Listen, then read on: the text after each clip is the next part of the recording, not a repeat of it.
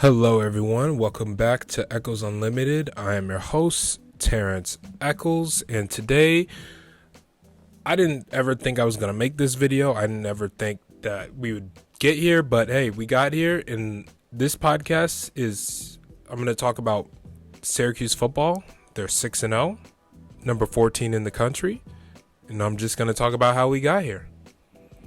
So if you guys don't remember, I posted a video going to the Syracuse football spring game. I want to say about 6 months ago, back in early April. I think it was actually on like April 1st or something like that. So you guys know I'm a big college football fan. I support my hometown team. I just have to talk about it today because, I mean, who would have thought that Syracuse football would end up 6-0? I think I gave my early prediction back when the video came out. I think I said they would end like 4-8 or 5-7 or something like that.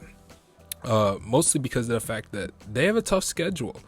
They had a pretty, easy go of it so far, but I thought, looking at that schedule, that would have been a lot tougher for them. So let's just talk about how they got here to number 14 in the country. They started off the year at home against Louisville, who they beat 31-7. I mean, and after that game, people sort of started to see what this team was about. Beating a team like Louisville with a quarterback like Malik Cunningham, there were a lot of questions coming into the game. They had a new offensive coordinator, new guys all over the place in terms of, on the field as well as coaching wise. Sean Tucker, everyone knew about him. Everyone knew the offense would be made around him. And I mean, deservedly so. He's one of the best players in the country. He's an All-American. And he showed why in that game, almost accounting for 200 yards, 100 rushing and 84 in the air, including an amazing screen pass that he caught from Garrett Schrader at the beginning of the game for the first touchdown of the game. And so that game really showed us something. That game gave us something to hold on to as Syracuse fans. We all looked at that and we're like, okay, maybe Syracuse is for real this year. Who knows? So then they headed to UConn. They played them at the University of Connecticut. And I'll be honest, I didn't watch that game. They won 48-14. I didn't think that game was ever in doubt. I didn't think that Syracuse was ever going to lose that game. I feel bad for the UConn football program and what they have to go through in terms of how they've just been neglected over the past few years. And that was a program that I used to go and see back when Syracuse was in the Big East, and I used to go watch Syracuse play against UConn. I remember watching those games and UConn actually beating the brakes off of that old Syracuse football team, back when Greg Robinson was the coach. That's how far along I'm talking. That was like maybe 4 coaches ago. The UConn game, another solid win for them. But then they had a test. They had a real test that we thought, no way. Purdue's a solid Big Ten team. They're coming in with Aiden O'Connell, their quarterback, who's one of the best in the country, or one of the best in the Big Ten. Let me be real. And that game was just a coming out party for Oronde Gadsden. He's just been outstanding since then. In that game, he was able to account for 112 yards and 2 touchdowns, as well as the game-winning catch, which was an insane game. It was such an amazing, electrifying game. Syracuse being down late, they needed a touchdown. I think they were down 4. It was like 25-29. They ended up winning 32-29, and the pass from Schrader, he struggled throughout that game. I think there are still a lot of questions about his ability to pass the ball. There's no doubt that he's a great leader, a great player, but he does struggle in the passing department, which is something that's really important, especially when you play the quarterback position. So glad to see Garrett Schrader deliver that ball, get Oronde Gadsden the ball right in the corner of the end zone. It was such an electrifying play, and I would have paid so much money to be in the dome in that moment and to be able to celebrate that with everyone. Then the next week, they took on Virginia at home again. A lot of home games to start the season, which, I wonder whoever made the schedule, and this probably won't be the first time I say this, whoever made the schedule really knew what they were doing, because scheduling all these home games with some challenges as well as some easy ones to start the season has been so great to Syracuse, and they've taken full advantage of that, and that's why they're 6-0 to this point. So Virginia at home, they won 22-20. It was pretty much all Smith, the kicker. He took care of business. I think his name's Andre Smith. I hope I got his name right. But yeah, he took care of business. 5 field goals. Didn't really miss. Didn't have much troubles. The offense had their troubles getting the ball in the end zone, and that's always a frustrating thing. But Gadsden continued to be on a tear. He had another 100-yard game. But I really want to give a shout out to the defense in the Virginia game. The defense held it together. They got stops when they needed it. Guys like Mikel Jones, Deuce Chestnuts, Caleb Ochekwu, I hope I said his name right, and Garrett Williams, just to name a few guys on that defense who really have brought it this year, especially, they've been able to play through injuries throughout.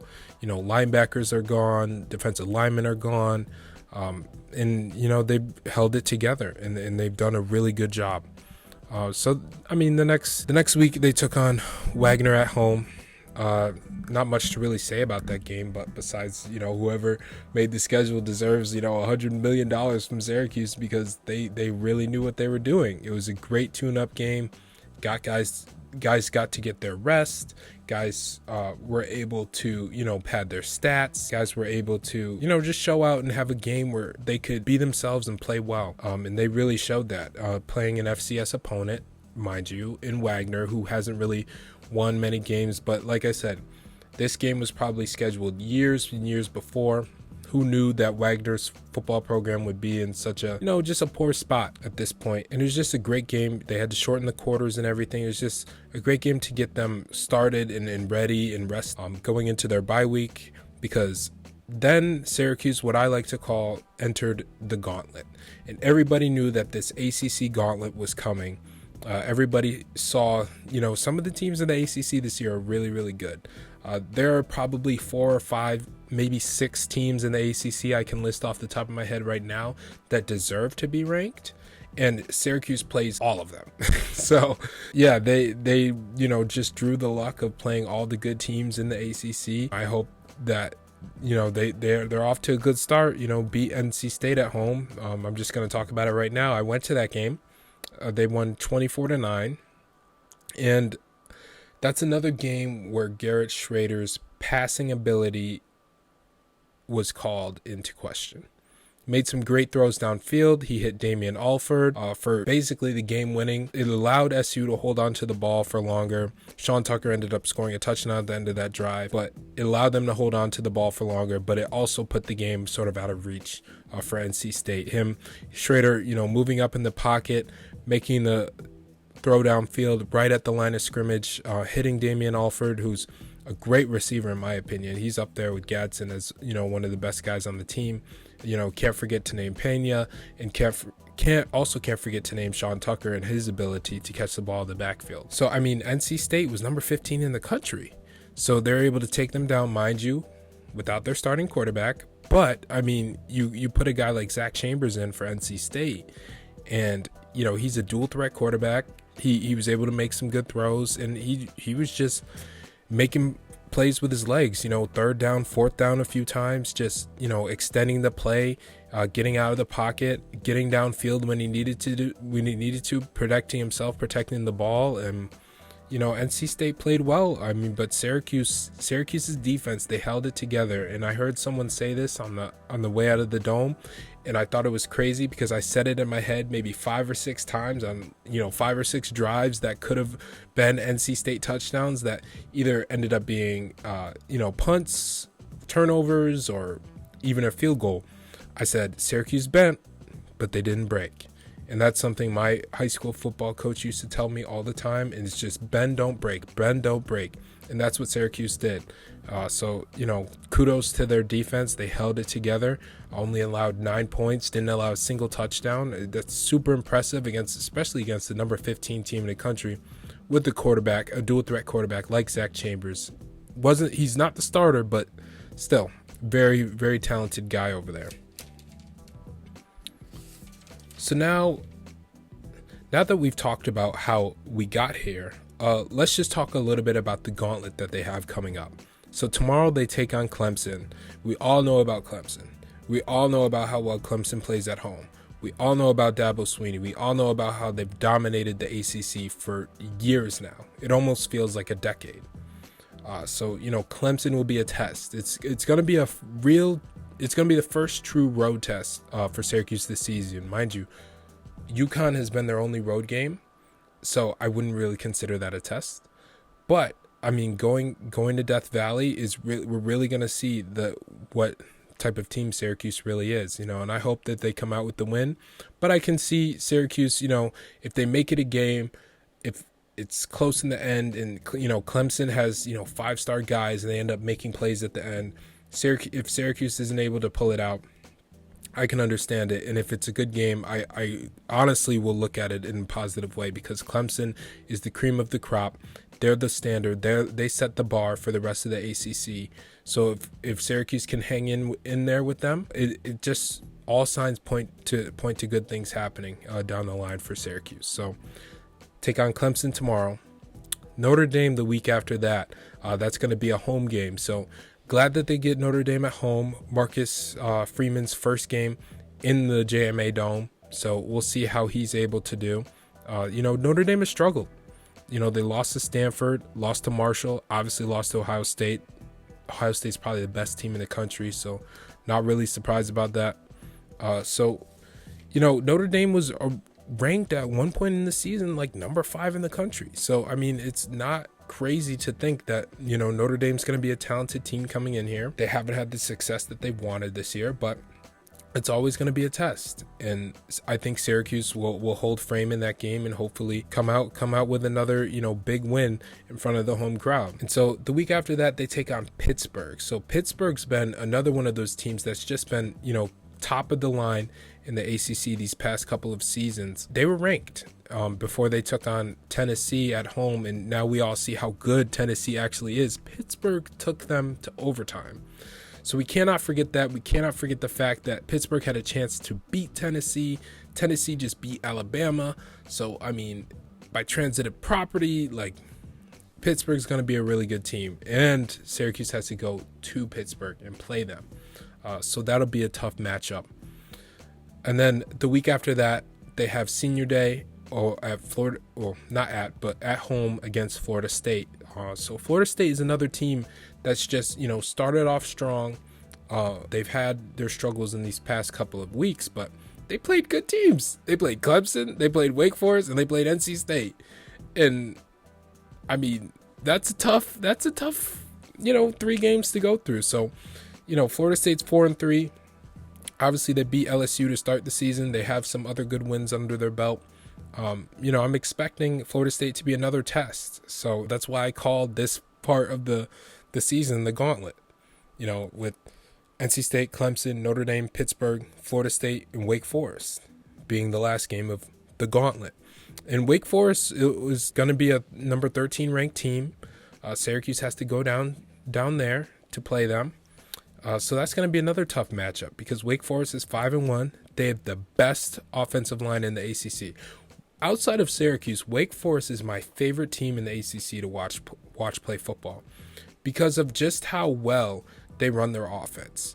I don't know what the scheme is called. I was a basketball player. I don't really know exactly what to call it, but it's like that slow-paced offense where, the quarterback looks like he's running it's like an RPO style of offense where a quarterback looks like he's gonna run like a read option, and then he just gives the ball to the running back at the last second, and the offensive line has already paved a way for him to go. And I forget what it's called, but I wish I knew. I wish I was a football expert and I could tell you about Wake Forest offense, but for Syracuse fans, you guys will see that. You guys will be able to experience Wake Forest offense, which I think is one of the best in the ACC, especially that offensive line that just doesn't allow penetrate guys to get in there early.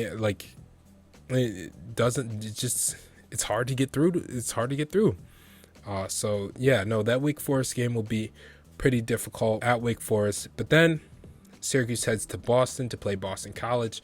Boston College traditionally has not been a great football program, so I would probably expect them to win. That's probably the only other game that is on their schedule where I can point to that game and be like, okay, they're gonna win that game. Mind you, Boston College is 2-4. We don't know what they'll be by the last game of the season. We don't know what Syracuse will be by the last game of the season. So looking forward to watching that and seeing that. Especially if Syracuse only loses like maybe one or two of those games, they could be looking at a New York Six Bowl. So I would say, try to rest guys, get guys ready for the bowl game. I mean, I know that's not as common of a practice in football as it is in basketball, especially, when the season's winding down and you're getting into a more important game. Is your last game of the season, and you probably have a team that's not as strong that you're finishing off the season with. But I mean, who knows? I think the ACC is a great conference. There's quality football being played all over the conference, and I think it's one of the most underrated things in college football this year. It's just how solid the ACC is. I'm happy for Dino Babers. I'm glad I think he's kept his job. I think at this point, we could say that he's going to be the Syracuse coach in the foreseeable future. And I'm super happy. I'm super glad. He seems like a great dude.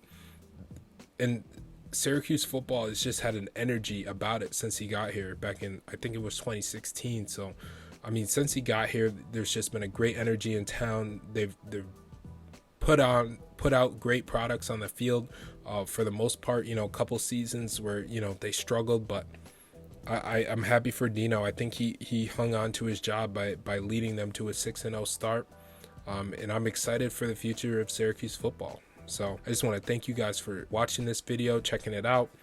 Please don't forget to leave comments about what you think about the Syracuse football team. I love talking football. I love talking college football, especially Syracuse college football, most importantly. So, let's talk about it. Let's have a conversation. And let's see how things go tomorrow against Clemson. So thank you guys for watching. Please don't forget to subscribe. Peace.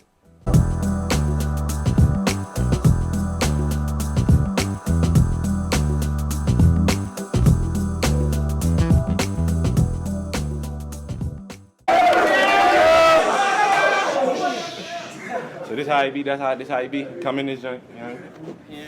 look down. Don't say it. Shh. Give me 10.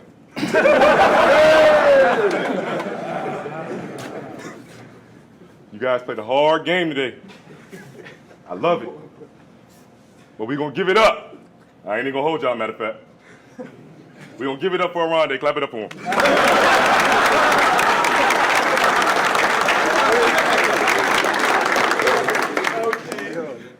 Defense. Boy, y'all played a hell of a game today. Boy, you can just see it.